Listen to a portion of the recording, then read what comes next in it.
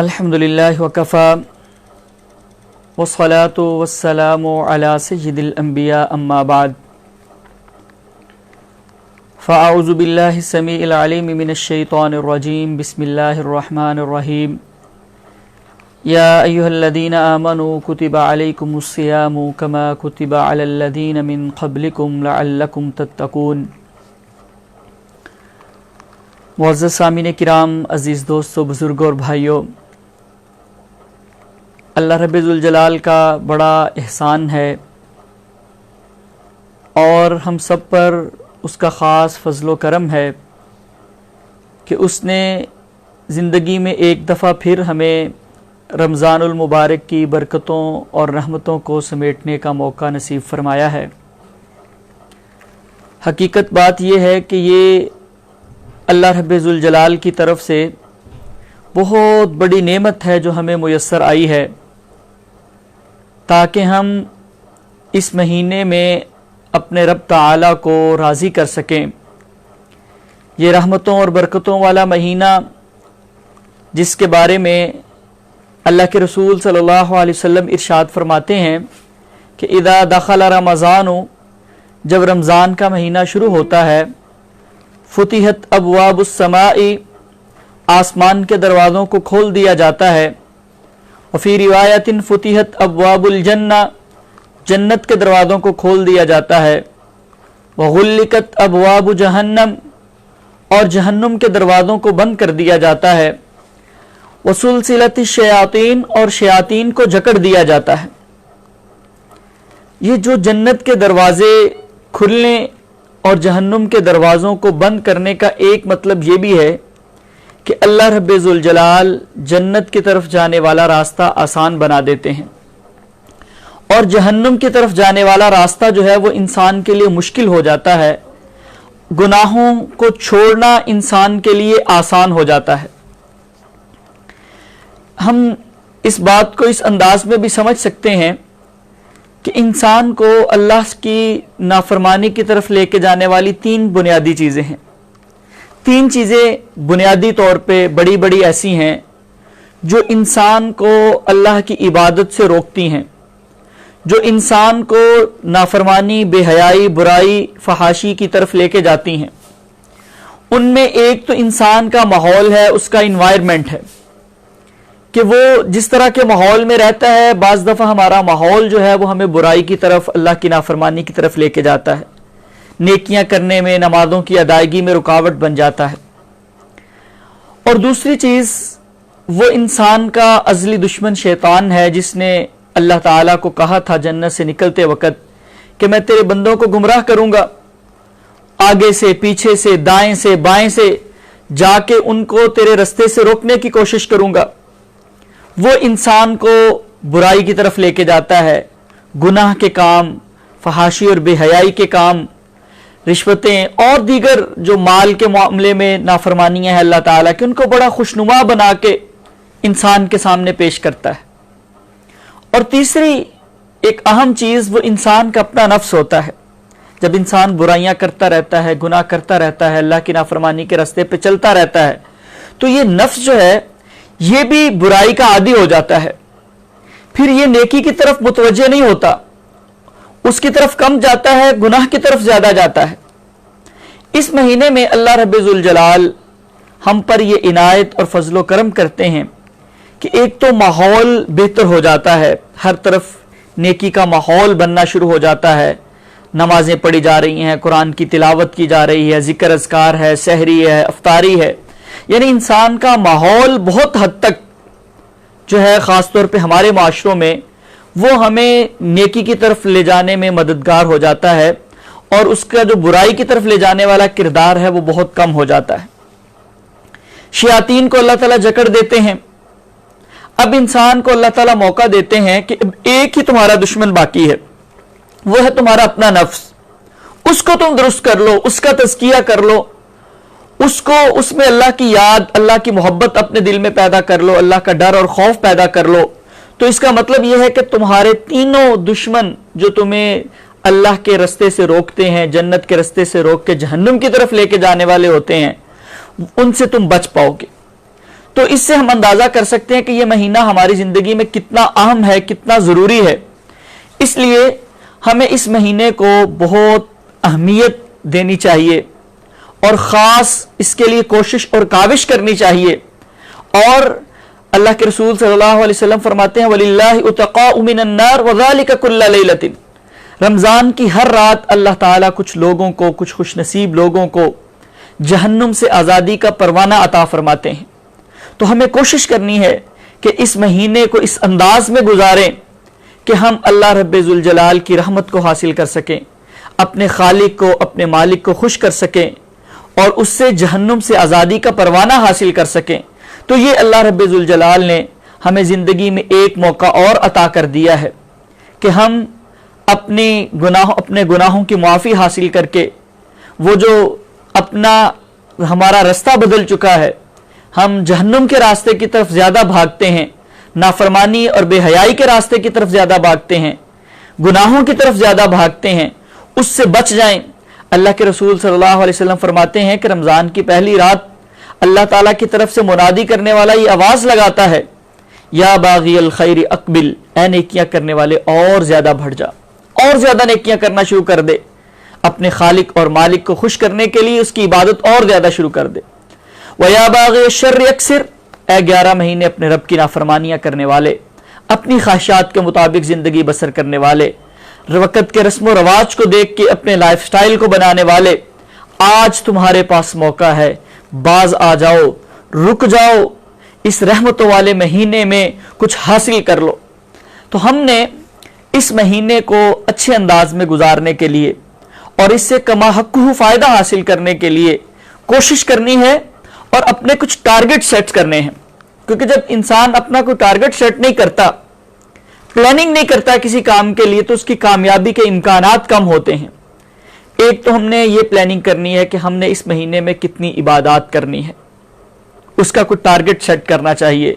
قرآن پاک کی تلاوت کے حوالے سے، نوافل کے حوالے سے، ذکر اذکار کے حوالے سے، صدقہ و خیرات کے حوالے سے، اور دیگر جو نیکیاں اس مہینے میں ہم کرنا چاہتے ہیں، وہ ہمیں اس کا ایک ٹارگٹ سیٹ کرنا چاہیے اور اس کا گاہے بگاہے جائزہ لینا چاہیے کہ ہم اپنے ٹارگٹ کو کتنا پورا کر رہے ہیں۔ اور میں اس میں یہ تجویز دوں گا کہ ہمیں اپنا جو ٹارگٹ ہے وہ سٹیپ بائی سٹیپ لے کے چلنا چاہیے، یعنی ہم 5 دنوں کا یا 10 دنوں کا ایک ٹارگٹ سیٹ کریں، اگلے 10 دنوں کا ٹارگٹ اس سے زیادہ بڑھا لیں۔ اگر ہم یہ تہیہ کرتے ہیں کہ جی میں نے روزانہ 2 پارے قرآن پاک کی تلاوت کرنی ہے، 1 پاؤ قرآن پاک کا ترجمے کے ساتھ پڑھنا ہے، اتنی دفعہ یہ تسبیحات پڑھنی ہے، تو وہ ٹارگٹ ایک عشرے کا ہو سکتا ہے، 5 دنوں کا ہو سکتا ہے، اگلے 5 دنوں میں اس کو تھوڑا سا بڑھا لیا جائے، اس سے اگلے 5 دنوں میں اور بڑھا لیا جائے، یا اگر 10 دن کا ہے تو اس کو بڑھا لیا جائے۔ اس کا فائدہ یہ ہوتا ہے کہ ہم جو ہے گریجولی چلتے ہیں، انسان کی یہ فطرت ہے، اس کی یہ طبیعت ہے کہ وہ کسی بھی کام کی طرف جو ہے وہ ایک دم سے متوجہ ہونا اس کے لیے بڑا مشکل ہوتا ہے۔ عمومی طور پہ ہم نے دیکھا ہوگا کہ جب رمضان آتا ہے تو بڑے زور و شور سے عبادت ہم شروع کر دیتے ہیں، ہر وقت قرآن پاک ہاتھ میں ہے، ذکر اذکار ہو رہا ہے، لیکن چند دن گزرنے کے بعد میں روٹین خراب ہونا شروع ہو جاتی ہے۔ تو اس کی بھی ایک وجہ یہ ہوتی ہے کہ 11 مہینوں سے جو نفس نیکیوں کا عادی نہیں ہوتا نا، گناہوں کو چھوڑنے کا عادی نہیں ہوتا، وہ ایک دم سے اس کی طرف نہیں آتا۔ تو اس لیے اگر ہم اس ٹارگٹ کو سٹیپ بائی سٹیپ لے کے چلیں گے تو انشاءاللہ یہ ہمارے لیے زیادہ فائدے کا باعث بن جائے گا۔ اور دوسرا میں یہ عرض کروں گا کہ ہمیں جو ہے یہ کوشش کرنی چاہیے کہ ہم اپنے اندر کچھ تبدیلی لانے کی کوشش کریں، اس رمضان کے مہینے کو اپنے لیے تبدیلی کا مہینہ بنانے کی کوشش کریں، کیونکہ اکثر ایسا ہوتا ہے کہ رمضان شروع ہوتا ہے تو ہم گناہوں سے بچنا بھی شروع کر دیتے ہیں، نمازوں کی پابندی بھی شروع ہو گئی ہے، اذکار کی پابندی بھی شروع ہو گئی ہے، اور دیگر نوافل اور صدقہ و خیرات، بہت ساری نیکیاں ہماری زندگی کا حصہ بن جاتی ہیں، گناہوں سے، بے حیائی کے کاموں سے بچنا شروع کر دیتے ہیں۔ لیکن جو ہی رمضان گزرتا ہے پھر ہم خالی ہاتھ ہوتے ہیں، عادات نہیں بدلی ہوتی، کوئی بنیادی تبدیلی نہیں آئی ہوتی ہمارے اندر۔ تو ہم نے یہ کوشش کرنی ہے کہ یہ مہینہ جو ہے یہ ہمارے لیے کوئی زندگی میں تبدیلی کا باعث بن جائے۔ اس کے لیے ہم یہ کر سکتے ہیں کہ اپنی زندگی میں کوئی جو ہم گناہ کرتے ہیں، وہ چیزیں، کوئی بری عادات،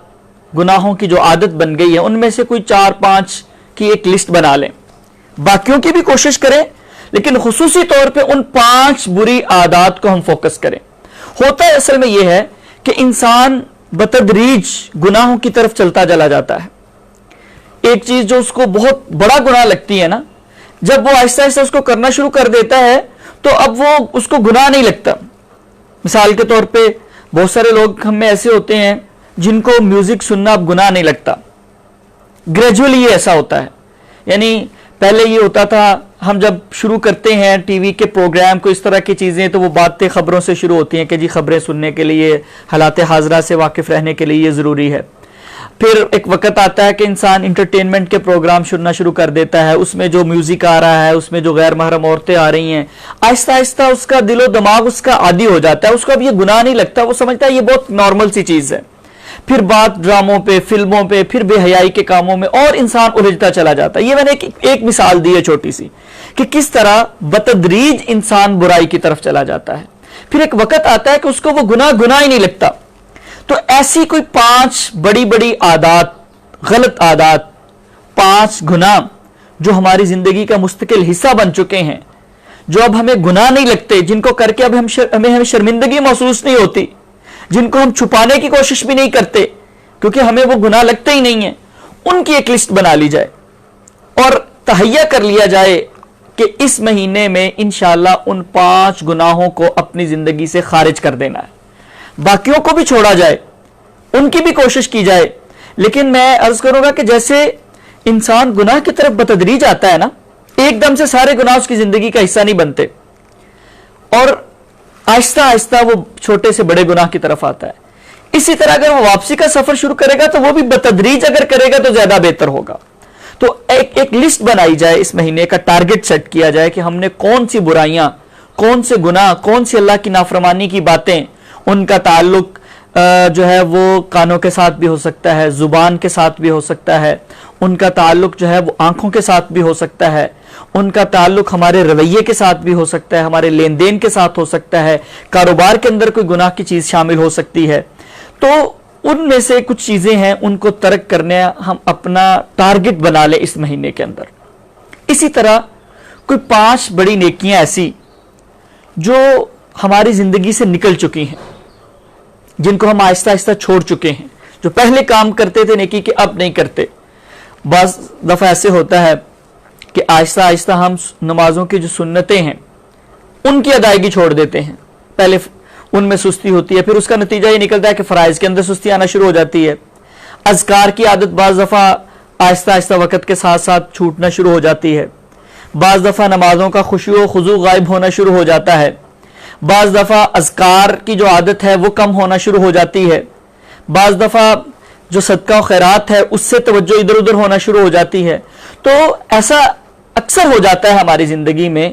کہ آہستہ آہستہ کچھ نیکیاں ہماری زندگی سے نکلنا شروع کر دیتی ہیں, شروع ہو جاتی ہیں. تو ہم کوئی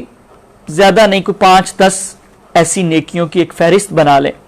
اپنے ذہن کے اندر. کاغذ پہ لکھ لیں گے تو بہت اچھا ہے, یاد رہے گا, ٹارگٹ کا پتہ رہے گا کہ میں کتنا ٹارگٹ اچیو کر لیا ہے, میں نے کتنے دنوں میں کتنا اچیو کر چکا ہوں. اور ان کو اپنی زندگی کا مستقل حصہ بنانے کی کوشش کریں. جن کی نمازوں کا خشوع و خضوع جا چکا ہے وہ نمازیں اس انداز میں پڑھیں کہ خشوع و خضوع واپس آ جائے. جو نمازوں کی سنتوں کی ادائیگی چھوڑ چکے ہیں, جن کو اذکار کی عادت نہیں رہی, یا دیگر کوئی نیکی کے کام جو ہماری زندگی سے خارج ہونا شروع ہو گئے تھے, ہم اس مہینے کو غنیمت سمجھے اپنے لیے. ایک ریفریشر کورس ہے ہمارے لیے کہ ہم جو گناہوں کے راستے کی طرف بھاگتے چلے جا رہے ہیں, جنت سے دور ہو کے جہنم کے راستے کی طرف جا رہے ہیں, یہ مہینہ آیا ہے دوبارہ سے ہمیں اپنے رب کے ساتھ جوڑنے کے لیے, ہماری زندگی میں تبدیلی لانے کے لیے, اور ہمیں اپنے خالق کائنات کے راستے پہ چلانے کے لیے, اور عبادت کی عادت ڈالنے کے لیے, گناہوں کی عادتیں چھڑانے کے لیے یہ مہینہ ہمارے پاس آیا ہے. تو ہم اللہ تعالیٰ کا شکر ادا کریں کہ اس نے یہ مہینہ اپنے خاص فضل و کرم کے ساتھ ہم کو دوبارہ عطا کر دیا ہے. پتہ نہیں آئندہ یہ زندگی میں آئے گا کہ نہیں آئے گا. بہت سارے دوست احباب عزیز و اقارب ہم یاد کر سکتے ہیں جو پچھلے رمضان میں ہمارے ساتھ تھے, سحر و افطار کیا کرتے تھے, لیکن آج اس دنیا میں نہیں ہے. ہمیں اللہ تعالیٰ نے ایک اور موقع دیا ہے اپنے آپ کو سدھارنے کا, اپنی مغفرت کو حاصل کرنے کا، اپنی رحمت کو حاصل کرنے کا، جہنم سے آزادی حاصل کرنے کا، تو ہم اس مہینے کو ضائع نہ کریں، اس کو اللہ کا انعام سمجھتے ہوئے، اس کی رحمت اور خاص عنایت سمجھتے ہوئے کوشش کریں، اس انداز میں گزاریں کہ یہ مہینہ ہمارے لیے جنت میں جانے کا ذریعہ بن جائے، جہنم سے آزادی کا ذریعہ بن جائے، اس کو اپنے لیے تبدیلی کا مہینہ بنائیں، کوشش کریں ہم اپنے ٹارگٹ سیٹ کریں اور ان کو پھر آگے بڑھانے کی کوشش کریں۔ اللہ تعالی ہم سب کو عمل کی توفیق نصیب فرمائے۔ وما علیہ الا البلاغ۔ انشاءاللہ یہ پروگرام جو ہے ہر روز اسی ٹائم پہ لائیو جو ہے ایس کے پی اپڈیٹس پہ نشر ہوا کرے گا، تو آپ اپنے دوست احباب کو بھی شیئر کیا کریں تاکہ وہ بھی اس سے مستفید ہو سکیں، اور انشاءاللہ خود بھی آپ جو ہے کوشش کیا کریں کہ اس پروگرام کو سنیں، تاکہ مساجد کے اندر تو بعض دفعہ حکومت کی طرف سے بھی پابندی ہوتی ہے کہ کوئی دروس وغیرہ کا سلسلہ نہ کیا جائے، گیدرنگ نہ کی جائے، تو ہم نے اس لیے آن لائن شروع کیا ہے تاکہ گھر بیٹھے جو دین کے بنیادی اسباق ہیں وہ ہم جان سکیں۔ اپنے تزکیہ نفس کے حوالے سے انشاءاللہ اس پروگرام ہم کوشش کریں گے کہ جو ہمارے دل کا تزکیہ کیسے ہو سکتا ہے، یا رمضان کے اور روزوں کے ضروری جو اہم مسائل ہیں انشاءاللہ ان کا تذکرہ کیا کریں گے، تو آپ سب خود بھی اس کو سنیں اور جو ہے اپنے دوست احباب کو بھی شیئر کیا کریں، اور بعد میں بھی جو اس کے لنک وغیرہ ہے وہ دوست احباب کو بھیجیں تاکہ وہ اس سے مستفید ہو سکے۔ السلام علیکم۔